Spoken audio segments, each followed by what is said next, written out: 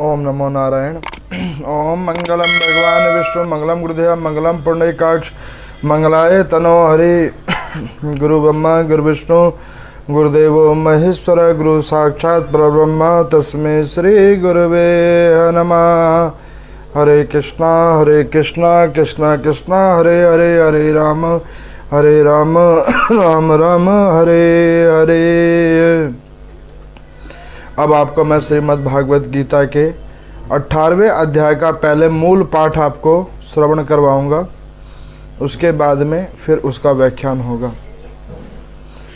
एक समय माँ पार्वती जी ने भगवान शंकर को कहा कि प्रभु आपने 17वें अध्याय का पाठन करवा दिया, अब कृपा करके 18वें अध्याय का भी मूल पाठ हमें बतलाए, उसका महात्म क्या है वो बतलाएं। तो वो कहने लगे कि देवी, मेरुगिरी शिखर पर अमरावती नाम वाली एक रमणीयपुर था, उसे पूर्व काल में विश्वकर्मा ने बनाया था। उस पुरी में देवताओं सेवित इंद्र सची के साथ निवास करते थे।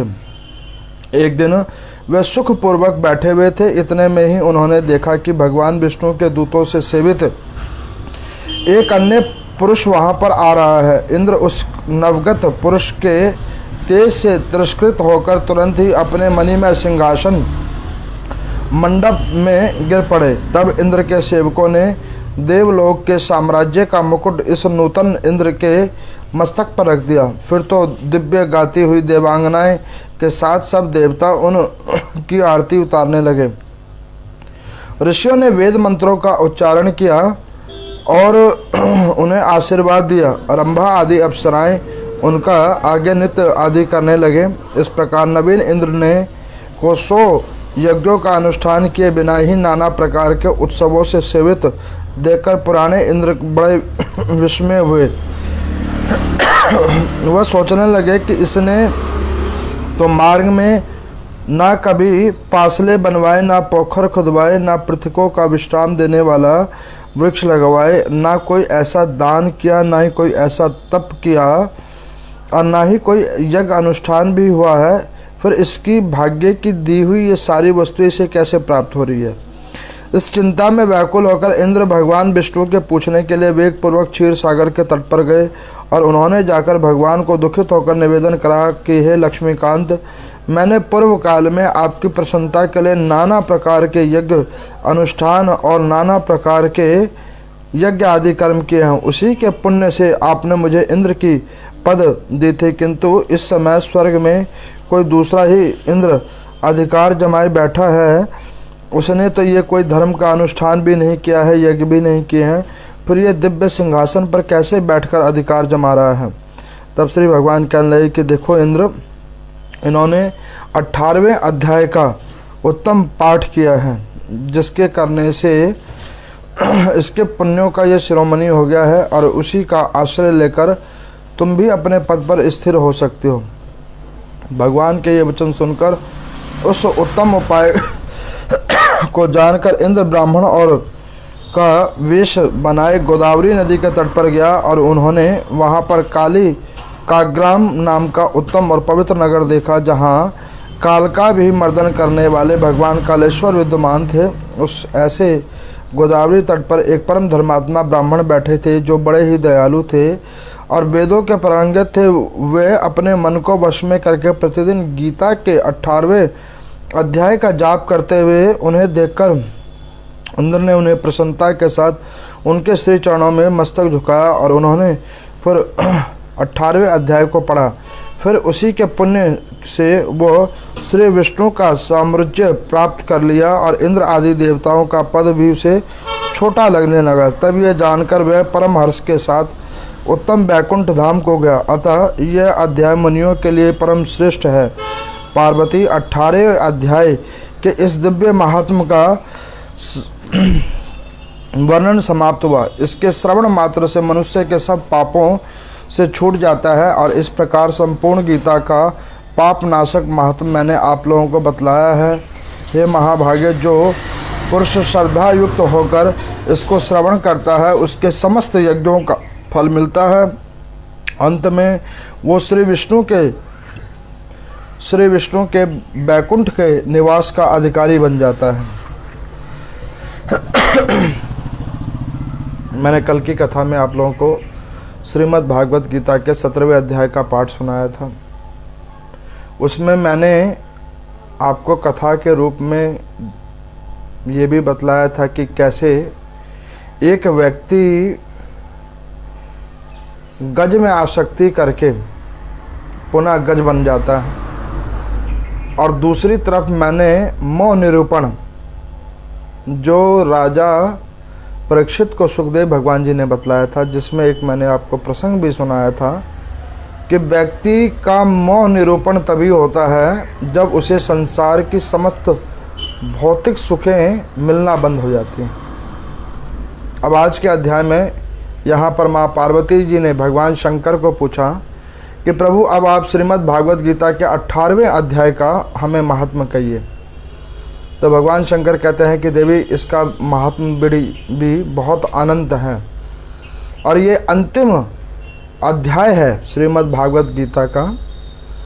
तो यहाँ पर वो कह रहे हैं कि एक बार मेरुगिरी के ऊपर में अमरावतीपुर, जिसे स्वर्गलोक कहते हैं, जो विश्वकर्मा जी के द्वारा निर्मित है, और उस क्षेत्र के जो आधिपति इंद्र थे, जो अपनी नाना प्रकार की स्त्रियों के साथ सची समेत मेनका रंभा और नाना प्रकार की अप्सराओं के साथ वहाँ पे विद्यमान थे।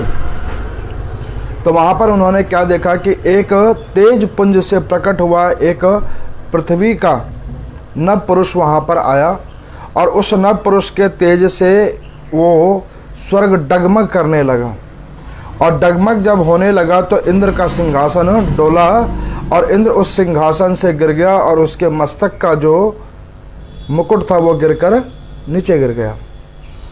अब जब उस मुकुट के नीचे गिरते के साथ ही उन्होंने क्या करा कि जो ये नव पुरुष जो पृथ्वी लोक से स्वर्ग लोक के ऊपर में आया है, उसके ऊपर में वो मुकुट को उठाया और सब देवताओं ने उसके सर पे रख दिया। अब ये इस कर्म को देखकर इंद्र थोड़ा दुखित हुआ, विस्मित हुआ। अब जो उसकी रानियां थी, पटरानियां थी, अप्सराएं थी, वो अब इस इंद्र को छोड़कर उस इंद्र के पास में सब चली गई। यह देख के थोड़ी इंद्र को निराशा हुई।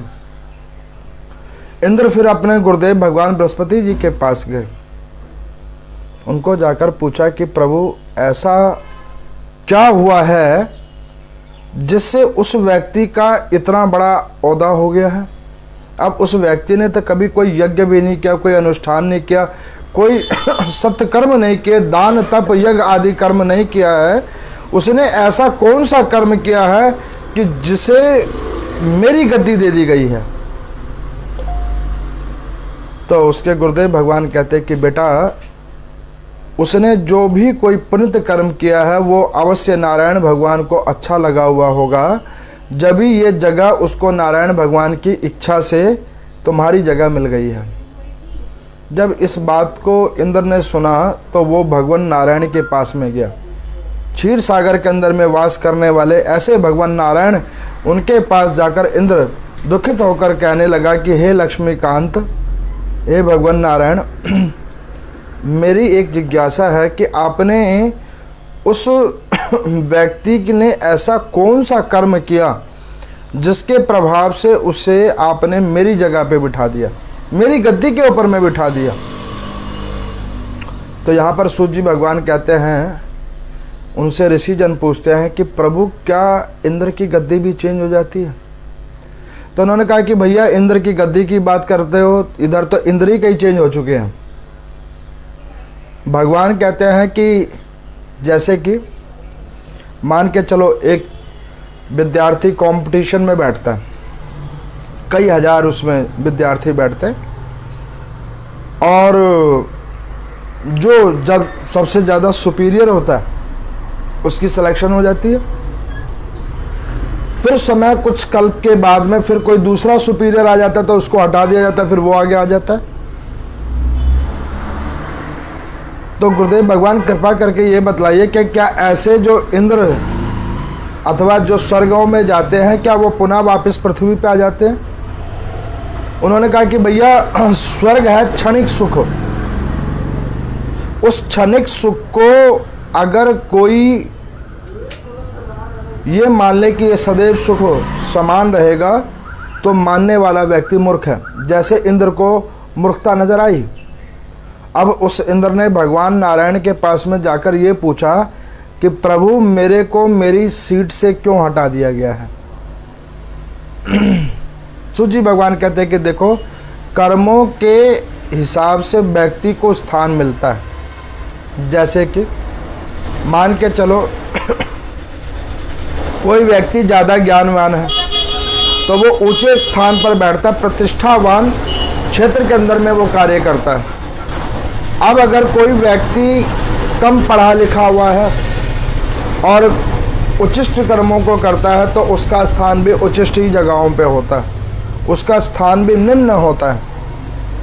अब इस प्रकार से जो इंद्र ने जो पुण्य कर्म किए थे उस समय कल्प के अनुसार से, तो उसके फल से वो उस अमरावतीपुर का इंद्र घोषित हुआ था। और अब दूसरा आ गया है तो वो वहां पे बैठेगा। तब वो इंद्र ने दुखित होकर भगवान नारायण को कहा कि प्रभु उस व्यक्ति ने ऐसा कौन सा तप यज्ञ किया जिसके प्रभाव से आपने उसको मेरी गद्दी दे दी। तो भगवान नारायण ने कहा कि बेटा इसकी तेरे को अगर पूरी व्याख्यान जाननी है तो तू पृथ्वी लोक पे जा, गोदावरी नदी के तट पर एक ब्राह्मण बैठे हुए हैं, उन ब्राह्मण को जाकर पूछ, वो तेरे को इसका उत्तर देंगे। अब इंद्र स्वर्ग से पुनः आ गया पृथ्वी लोक पे।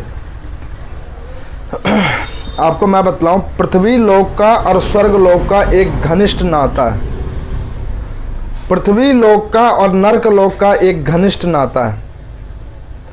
दो लोकों के बीच में पृथ्वी है और ये एक कॉमन रास्ता है जहां से दोनों जगहों का रास्ता जाता है। अच्छे कर्म कीजिए स्वर्ग को जाइए, बुरे कर्म कीजिए नरक को जाइए। एक महात्मा जी कहते थे कि कई लोग कहते हैं ना कि हमारे कोई किसी के घर में डेथ हो जाती है तो कहता है कि भगवान उसे स्वर्ग की प्राप्ति दे, वो स्वर्ग को प्राप्त हो गया। वो कहते हैं कि कभी भी ये कामना मत करो कि स्वर्ग की प्राप्ति हो, अगर कामना करनी है तो ये कामना करो कि हे भगवान मुझे मोक्ष की प्राप्ति हो, नारायण की प्राप्ति हो, क्योंकि स्वर्ग में जाने वाला व्यक्ति वापस पृथ्वी पे आ सकता है।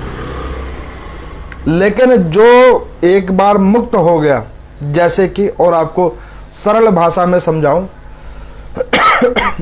हम जिस क्षेत्र में रहते हैं ये डीडीए के फ्लैट्स हैं। यहाँ पर एक होता है कैश डाउन और एक होती है free hold property. Cash down में क्या होता है, 100 साल बाद डीडीए पुनः कब्जा कर सकती है, लेकिन उसी को जब वो व्यक्ति फ्री होल्ड करवा लेता है तो डीडीए का उसके ऊपर से कब्जा हट जाता है। अब उसी प्रकार से ये स्वर्ग है जो है कैश डाउन। आपने अच्छा दान किया है, बहुत सारे पुण्य कर्म किए हैं, यज्ञ किए हैं, अनुष्ठान किए हैं, कामनाओं को ले लेकर किया है, तो उसके फलस्वरूप आपको स्वर्ग की गद्दी पे वो बिठा देंगे, बैठ जाओ, ये आपका समय काल है, इतने टाइम तक के लिए आपका प्रमोशन हुआ है और इतने समय कल्प के अंदर तक आप बैठोगे। अब जो वो अप्सराएं हैं, जो वो रानियां हैं, पटरानियां हैं, वो उस इंद्र को छोड़ के आपको मिल जाएंगी, वहाँ की वैभवता उनको छोड़ के अब आपको मिल जाएगी। लेकिन जैसे ही समय कल्प बीतेगा तो फिर वो दूसरा उस पर बैठेगा और वो फिर आपसे भी छीन लिया जाएगा। अब फिर जो आपको दुख की अभिलाषा होगी वो इससे ज़्यादा होगी। जैसे कि मान के चलो कोई व्यक्ति दिन में बहुत ज़्यादा मीठा खाता हो और उसे शुगर हो जाए और डॉक्टर कहे कि भैया आप चीनी को देखना भी नहीं, तब वो व्यक्ति अंदर से बड़ा कुंठित होता है कि भाई कहाँ तो मैं इतना मीठा खाता था और अब कुछ भी नहीं है। तो उसी प्रकार से जब उस ऐसे सिंहासन के ऊपर बैठने के बाद और वो गद्दी जब उससे छीन ली जाती है व्यक्ति की, तो व्यक्ति बहुत ज़्यादा दुखित होता है। अब वो कहानी उस इंद्र के साथ हुई। अब वो इंद्र वहाँ पर गए और उसके बाद में उन ब्राह्मण देव को पूछा कि प्रभु एक बात बताओ कि मेरी गद्दी के ऊपर बैठने का क्या प्रोसेस है। तो कहने लगे कि देखो इंद्र तुम्हारी गद्दी सबसे सरल गद्दी है। कहने वो कैसे? कहने लगे कि देखो एक युग के अंदर में 11 इंद्र चेंज होते हैं। एक युग के अंदर में 11 इंद्र। अब 11 इंद्र जो चेंज होते हैं उसके अंदर में आप लोग सुनते हो ना कि 33 करोड़ देवी देवता हैं। 33 करोड़। अब 33 करोड़ जो देवी देवता होते हैं वो कौन होते हैं? जैसे अब हम आप सब मिलकर बहुत सारे पुण्य कर्म करो तो भगवान क्या करते हैं कि इनकी प्रमोशन कर देते हैं। प्रमोट करके वो उस वाले का जिसका टाइम पूरा हुआ उसको हटाया, इसको बिठा दिया, जाओ सुख का आनंद भोगो। लेकिन वो लिमिटेड टाइम तक के लिए व्यक्ति वहाँ पे होता है।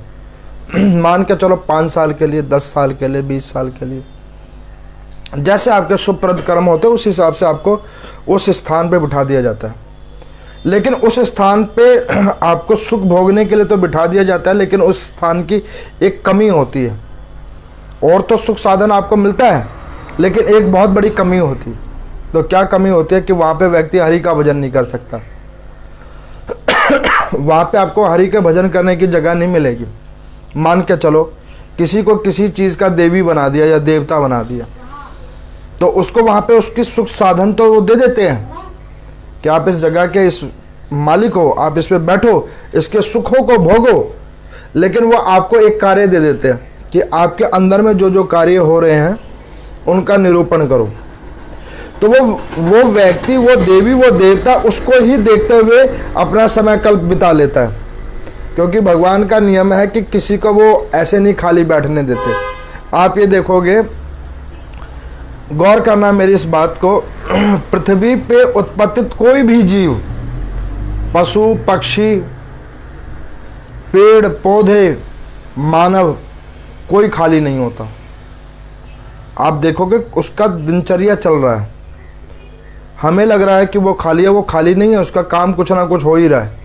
उसकी बॉडी अपना काम कर रही है, उसका ब्रेन अपना वर्क कर रहा है, वो खुद चाहे बैठा भी है तो उसका भी कहीं ना कहीं कोई फिजिकल वर्कआउट हो रहा है, जो हमें वैसे नहीं दिख रहा लेकिन वास्तविकता में हो रहा है। और उसके बाद में जब वो उसके वर्कआउट्स पूरे हो जाते हैं तो वो व्यक्ति फिर निढाल होकर मृत्यु लोक को जाता है, और उसके बाद फिर उसको पुनः योनि मिलती है। तो उस ब्राह्मण देवता ने कहा कि देखो इंद्र, तुम चिंतित मत हो, श्रीमद् भागवत गीता के 18वें अध्याय का पाठन करो। उसी का पाठन करके वो जो दूसरा बंदा बैठा है ना इंद्र की गद्दी पे, वो यही पाठ करके आया। तो वो कहने लगा कि महाराज अब मैं तो दोबारा इस पे नहीं बैठूंगा और इसका पाठ कर लूँगा, मैं फिर उस पे से उतार दिया जाऊँगा। तो उसने कहा कि भैया फिर अगर तेरे को दोबारा नहीं उतरना है उस गद्दी पे से, तब तू हरि का भजन करना शुरू कर। श्रीमद् भागवत गीता का पाठ कर और हरि का भजन करना प्रारंभ कर, तो तेरे को उस गद्दी पे से उतरना नहीं पड़ेगा, तेरे को बैकुंठ का वास मिलेगा। अब जो ये इंद्र है, इनका नाम है देवेंद्र, और जो नया आया है उसका नाम है त्रिकुशा। अब उस इंद्र ने उन महात्मा की बात को माना और उन्होंने भगवान का भजन किया, कीर्तन किया। उसके फल स्वरूप उनको ये प्राप्त हुआ कि अब उन्हें इंद्र की गद्दी का मोह छूटा और बैकुंठ का वास मिल गया, जहाँ से पुनः उन्हें वापस आने और जाने की समस्या खत्म हो गई। अब हम दूसरी कथा की ओर चलते हैं, जिसका आज अंतिम दिवस है। श्रीमद् भागवत महापुराण। कल मेरे को किसी व्यक्ति ने पूछा कि पंडित जी, जो टीवी पे जो कथा सुनाते हैं वो तो सुदामा चरित्र, कृष्ण चरित्र, कृष्ण जी की लीलाएं और चीज़ें सुनाते हैं, लेकिन आपने कुछ अलग सुनाया, ये कैसे? मैं आपको बतला रहा हूँ कि जब ये कथा शुरू हुई थी तो मैंने फर्स्ट डे ही आपको कहा था कि मैं मूल पाठ सुना रहा हूँ। एक होता है वास्तविक और एक होता है व्याख्यानित, एग्जाम्पलरी, उदाहरण तौर पे दी जाने वाली कथा, और एक होता है कि विदाउट मिक्सिंग, जो वास्तविकता वो सुनाई जा रही। मैंने आपको वो कथाएं सुनाई हैं जिसको वो कथाकार ग्रंथों से निकालते ही नहीं है, उसके ऊपर वो तथ्य ही नहीं व्याख्यान करते। 7 दिन के अंदर मैंने आपको 7 तरीके का जो था, जो राजा परीक्षित ने सीमित प्रश्न पूछे थे और सुखदेव भगवान ने भी सीमित उत्तर दिए थे, और उसके बाद उन्होंने कहा था कि केवल हरि का भजन करो। तो मैंने केवल आपको वही कथा सुनाई है। आज जब ये अंतिम दिवस को आ गया है उस कथा का, तो सुखदेव भगवान ने फिर राजा परीक्षित को पूछा कि राजा, आज तेरा अंतिम दिवस है, उस समीक ऋषि का दिए हुए श्राप का भी आज अंतिम दिवस है, उसके पुत्र ने जो तुम्हें श्राप दिया था उसका भी आज अंतिम दिवस है। तक्षक नाग कभी भी आ रहा होगा, तो तू मुझे बता कि क्या तुझे अब कोई भय है? तो कहने लगा कि प्रभु अब मुझे कोई भय नहीं है।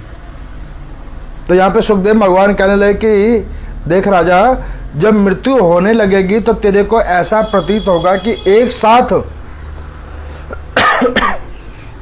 कई सौ बिच्छू डंक जैसे मारते, वैसा तुझे दर्द महसूस होगा। अब तो मुझे बता कि क्या तुझे कोई भय लग रहा है? तो यहाँ पर वो कहने लगे कि नहीं प्रभु, भय नहीं लग रहा है। फिर सुखदेव भगवान ने कहा कि बेटे, इस जगह से तो नरक भी जा सकता है, और मैंने तुझे बताया था ना कि 27 प्रकार के नरक हैं, वहाँ पे नरक भी भोगना पड़ेगा। तो अब तो मुझे बता कि तेरे को कोई भय है? तो वो कहना कि महाराज, अब मुझे वाकई कोई भय नहीं है। अब अगर मैं नरक भी चला जाऊंगा तो मेरे को वहाँ पे भी हरि का भजन हो जाएगा।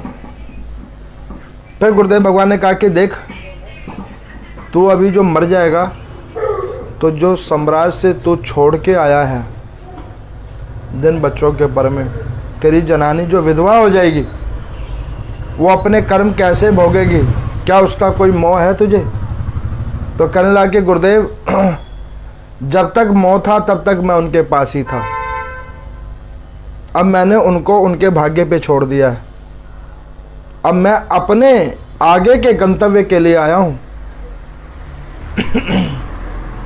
अच्छा, एक चीज और बता कि अब अगर तू थोड़ी देर बाद में मर जाएगा तो इस शरीर को किसके हवाले करके जाएगा? तो वो हंसकर कहने लगे राजा परीक्षित कि महाराज, कौन सा शरीर, कैसा शरीर? जब ये आत्मा इस शरीर से निकल जाएगी और ये सुख, आत्मा रूपी सुख इस पिंजरे से जब निकल जाएगा, फिर तो इस पिंजरे को कोई भी ले ना ले, फेंक दे, कुछ भी कर दे, हमने उससे क्या लेना देना। वो तो आत्मा रूपी सुख उस पिंजरे से निकल चुकी होगी, और वो सुख जहाँ जाएगा, जैसे कर्मों के अनुसार जहाँ जाएगा, उसका तो फिर बस वही दूसरा पिंजरा हो जाएगा। गुरुदेव भगवान ने कहा कि अब तुमको एक लास्ट और बात पूछ रहे हैं कि तूने मेरे से 7 दिन की कथा सुनी, अब तू मुझे ये बता कि 7 दिन की कथा में तुझे, मेरे अंदर में तो मौनी जाग गया तेरा कहीं। मैंने भी तुझे 7 दिन कथा सुनाई है। कल मेरे को किसी एक व्यक्ति ने YouTube के ऊपर मैसेज लिख के भेजा कि गुरुदेव भगवान, हम आपकी कथा को बहुत समय से श्रवण कर रहे हैं। मैंने कहा कि भैया देखो, मैं कोई गुरु नहीं हूँ, मैं तो एक मंदिर का साधारण ब्राह्मण हूँ, और हाँ, ये बात अलग है कि पुराणों का मैं आप लोगों को व्याख्यान जरूर करता हूँ अपने अनुभव और योग्यता के अनुसार, लेकिन गुरु एक अलग ही गद्दी हो गई। गुरु वो होते हैं जो परम तत्वों को जानते हैं। ऐसा गुरु होता है जो परम तत्वों को जानता है। तो वो व्यक्ति मुझे कहता कि पंडित जी, परम तत्व कौन जानता है? और जो परम तत्व जानेगा तो फिर वो गुरु दीक्षा किसको देगा? देखो भैया, गुरु दीक्षा अच्छी कथा देने कहने वाला नहीं होता। गुरुदेव आपके माता पिता भी हो सकते हैं जो आपको सदैव सद्मार्ग दिखाते हैं। कोई ऐसा आपका भाई बंधु भी हो सकता है जो सदैव आपको अच्छी रास्ता की ओर लेके जाता है। गुरुदेव आपके वो भी हो सकते हैं, कोई आपका मित्र जो सदा सर्वदा आपके हित के लिए कार्य करता है। लेकिन मेरा अपना मानना यह है, गुरुदेव वो होता है जो आपको आध्यात्मिक माध्यमों के साथ परम गति को प्राप्त करवाने वाला हो जाता है। जो आपको कह दे कि बेटा इसको कर लेने के बाद और इसको चिंतन मनन कर लेने के बाद में तेरा कल्याण हो जाएगा, वही गुरुदेव होता है। और शिष्य केवल वही होता है कि केवल अच्छी कथा को सुन लेने से बात नहीं बनेगी, उन कथाओं को अपने अंदर में उतार ले। मुझे नहीं पता उस कौन है वो व्यक्ति जिसने ये लिखा, लेकिन मैं उसको यही कहना चाहता हूँ कि भाई मेरे अंदर गुरु को मत ढूंढो, अपने अंदर के चेतना को जागृत करो। अगर तुम्हें मेरी ये कथा अच्छी लगी उसके लिए बहुत धन्यवाद। मेरा प्रयास सक्षम हो गया कि मैंने किसी को सुनाया, एटलीस्ट उनमें से अगर 2-4 व्यक्तियों को भी वो अंदर में उतरा तो मेरे लिए वही इन कथाओं का बहुत बड़ा मूल्य है। वो मेरे लिए बहुत बड़ा एक आप लोगों की तरफ से दिया हुआ उपहार है, जिसको मैं सदा सर्वदा स्मरण करूंगा कि मैंने अपना समय निकालकर और इन पुराणों की महात्म को आप लोगों के मध्य में रखा और आप लोगों ने उसको श्रवण करा। और उसमें से अगर 100 में से अगर एक आध भी व्यक्ति उसको मनन करने लग गया है तो मेरा ये पुराण की कथा सुनाना सफल हो गया। इस कथा को सुनाने का मेरा ध्येय संपन्न हो गया। और मेरे को देखो कई व्यक्तियों का कुछ एम होता है, कई कथा करते हैं कि भाई कोई कार्य उनका सिद्ध हो जाए, कोई किसी और चीज़ की सिद्धि के लिए करता है। लेकिन मैंने किसी कार्य सिद्धि के लिए नहीं किया था। मैंने तो इस कथा को इसलिए प्रारंभ करवाया था और आगे भी जब तक नारायण भगवान की इच्छा होगी तब तक होगी, कि जो समाज के अंदर में कुछ समय कल्पों से नास्तिकता उतरती जा रही है, धीरे धीरे धीरे धीरे लोगों के बीच में, चाहे बीमारी के रूप में चाहे और किसी भी प्रकार के रूप में, वो नास्तिकताएं रुके और लोगों की आस्तिकता बढ़े, आध्यात्मिक ज्ञान बढ़े और उसके माध्यम से उन्हें पुनः पुनः पृथ्वी लोक पे नहीं आना पड़े, बार बार उन्हें पृथ्वी लोक पे नहीं आना पड़े। शायद उन्हें मेरी अगर कोई प्रसंग के द्वारा ही अगर चेतना जागृत हो रही है, बुद्धि विवेक खुल रही है, तो मैं उसके लिए नारायण भगवान से भी बहुत धन्यवाद करूंगा कि शायद किसी को मेरी ये कथा अच्छी लगी और उन्होंने अपने अंदर में उस चेतना को जागृत की। तो यहाँ पर सुखदेव भगवान जी कहते हैं राजा परीक्षित को कि राजा अब तो मुझे ये बता दे कि 7 दिन से मैं भी तुझे कथा सुना रहा हूँ, तूने बता दिया तेरे को अब घर से भी कोई मोह नहीं है, शरीर का भी मोह नहीं है, और मैंने जो तुझे 7 दिन से ये कथा सुनाई है तो क्या तुझे मेरे में तो मोह नहीं जग गया? तो राजा परीक्षित कहने लगे कि गुरुदेव एक बात कहूँ। कहने लगे हाँ, कि शास्त्रों में वर्णित है गुरु ब्रह्मा गुरु विष्णु गुरुदेवो महेश्वरा गुरु साक्षात परब्रह्म तस्मै श्री गुरुवे नमः। ऐसे अगर मेरे पुनित भाग्य हो जाएंगे कि गुरुदेव भगवान के अंदर में मेरी सच्ची निष्ठा और मोह जागृत हो जाएगी, तब फिर मैं ये किन चक्रों में रुकूंगा। फिर तो मुझे पता है कि गुरुदेव भगवान के कृपा से और उनके आशीर्वाद से साक्षात नारायण की ही मुझे गति होगी। गुरुदेव भगवान ने कथा सुनी, उसकी बात सुनी, बड़े प्रसन्न हुए। उसके बाद में वो खड़ा हुआ और हाथ जोड़कर कहने लगा कि गुरुदेव मैंने अपना सब कुछ छोड़ दिया है, सब कुछ छोड़ के मैं आपकी शरण में आया था। और शास्त्रों में ये भी वर्णित है कि जब गुरु के पास जाओ तो तिल फुल उन्हें स्वीकार करके आओ। और आपने तो मेरी मुक्ति का उपाय बतलाया।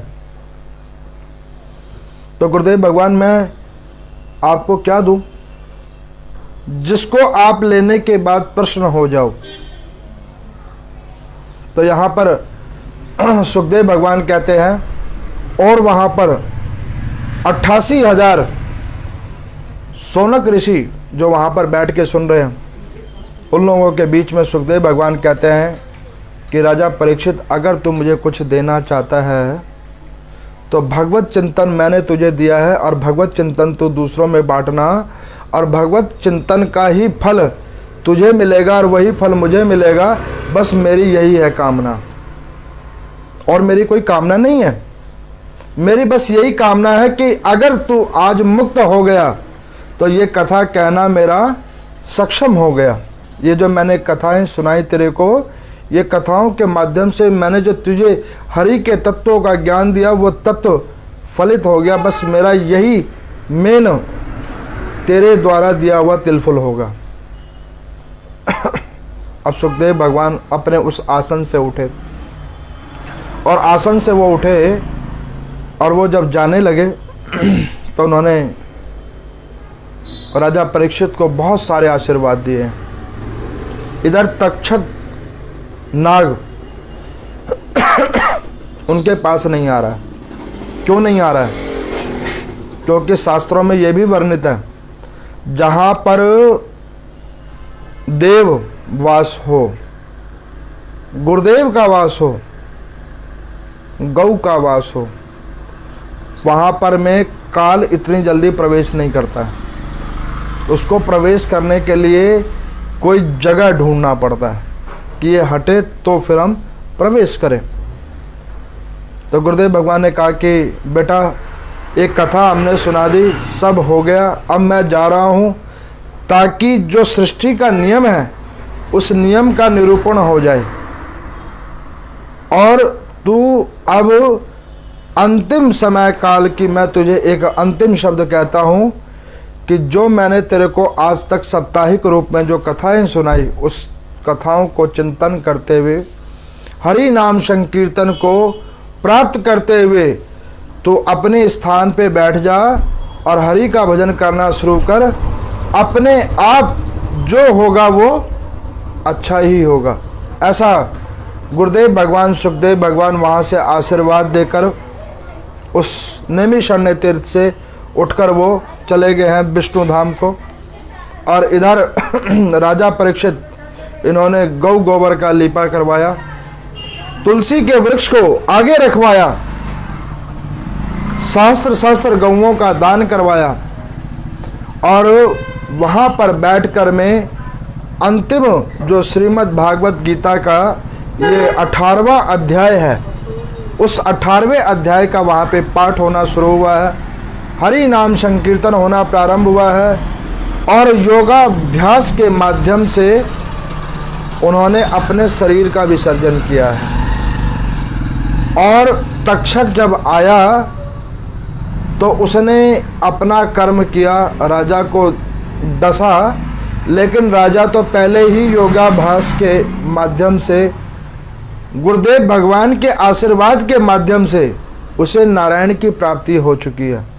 वहाँ पर एक अद्भुत तेज पुंज प्रज्वलित हुआ है और वहाँ पे साक्षात नारायण भगवान प्रकट हुए।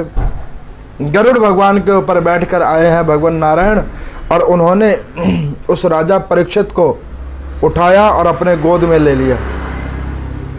गोद में लेने के बाद में उन्होंने उनको मुक्त कर दिया है, बैकुंठ का वास दिया है। तो ये कथा पद्म पुराण की मैंने आप लोगों को सुनाई, 18 अध्यायों की। अभी इसमें और कई कथाएं हैं जो अभी चलेगी, आपको मैं सुनाता रहूँगा अभी, क्योंकि ग्रंथ का मैंने कई भागों को बीच में छोड़ा था। वो भागों को इसलिए छोड़ा था क्योंकि वो भाग मैं कई बार आप लोगों को सुना चुका था। ये भाग मैंने नहीं सुनाया था, तो ये भाग के ऊपर में मैंने ज़्यादा फोकस किया। और ये भाग इसलिए मैंने फोकस किया ज़्यादा, क्योंकि प्रायः जितने भी हम लोग कथाएं सुनते हैं उन तत्वों को तो हम जान ही रहे हैं, कृष्ण भगवान की लीलाओं को जान ही रहे हैं, नारायणी लीलाओं को तो हम जान ही रहे हैं, लेकिन वेद का सार और पुराण का सार जो मूल तत्व था जिसे हम नहीं जान पा रहे थे, उस मूल तत्वों का मैंने आज 18 दिन के अंदर में आप लोगों के बीच में निचोड़ करके दिया है। तो यहाँ पर सूत जी भगवान कहते हैं कि हे ऋषिगणों, इस प्रकार से इस श्रीमद् भागवत गीता के 18वें अध्याय की महत्व कही गई है। इस पद्म पुराण का एक बहुत बड़ा खंड आपको सुनाया गया है, और उस 18 अध्यायों का जो ये खंड है, इस खंड के अंदर में अगर इसका कोई सार तत्व है तो वो सार तत्व केवल और केवल यही है, हरि का भजन, हरि का संकीर्तन। और इस श्रीमद् भागवत महापुराण के भी आज अंतिम दिवस की कथा का अगर कोई महात्म है तो वो है महानिर्णायक स्थिति, उसका निरूपण।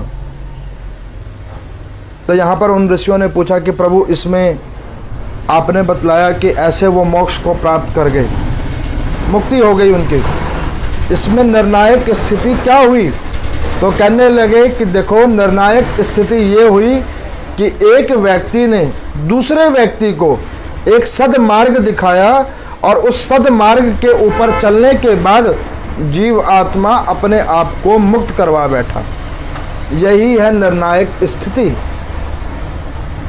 वो कहने लगे कि राजा परीक्षित का सुखदेव भगवान के द्वारा कही गई कथा को श्रवण करने से उसकी मुक्ति हो गई। तो सुखदेव भगवान का निर्णायक स्थिति ये हुआ कि उन्होंने कथा सुनाई और उसके प्रभाव से वो राजा परीक्षित मुक्त हो गया। तो वो राजा परीक्षित का मुक्त होना वो निर्णायक स्थिति है सुखदेव भगवान की। और राजा परीक्षित की जो निर्णायक स्थिति है वो ये है कि गुरुदेव भगवान के श्रीमुख से जो कथा सुनी उन्होंने, और उसको श्रवण करने के बाद वैकुंठ की प्राप्ति उन्हें हुई है, नारायण की प्राप्ति हुई है, उसकी निर्णायक स्थिति वो है। तो इस अंतिम दिवस की कथा का जो सार तत्व था इस खंड का, वो यही सार तत्व है कि हर व्यक्ति को अपने निर्णायक स्थिति पे आना चाहिए। और निर्णायक स्थिति केवल और केवल जीवन के अंदर में एक ही है कि वो है हरि का भजन, हरि का भजन, हरि का संकीर्तन। यही हर व्यक्ति का एक निर्णायक स्थिति है। तो इस प्रकार से इस 18वें अध्याय का जो भी कोई भावनिष्ठा रूप से पाठ करते हैं, दैनिक रूप में, साप्ताहिक रूप में, महीने के अंदर में जो पाठ करते हैं, तो इस ग्रंथ भगवान के माध्यम से, पुराण के माध्यम से मैं ये कहता हूँ कि वो जीवात्मा जो कर्म फल लेके आए हैं इस मानव शरीर में भोगने के लिए, वो तो चलो जो होगा सो होगा ही होगा, लेकिन उनकी अंतिम गति परम गति ही होगी, ये मेरा अपना विश्वास है। और इस ग्रंथ भगवान की ये महिमा है। तो इस 18वें अध्याय का यही महात्मा है कि सब लोग, जो लोग दैनिक रूप में इसका पाठन करते हैं, चिंतन करते हैं, उन्हें भगवान नारायण परम गति को अंतिम रूप में प्रदान करते हैं। ओम नमो नारायण।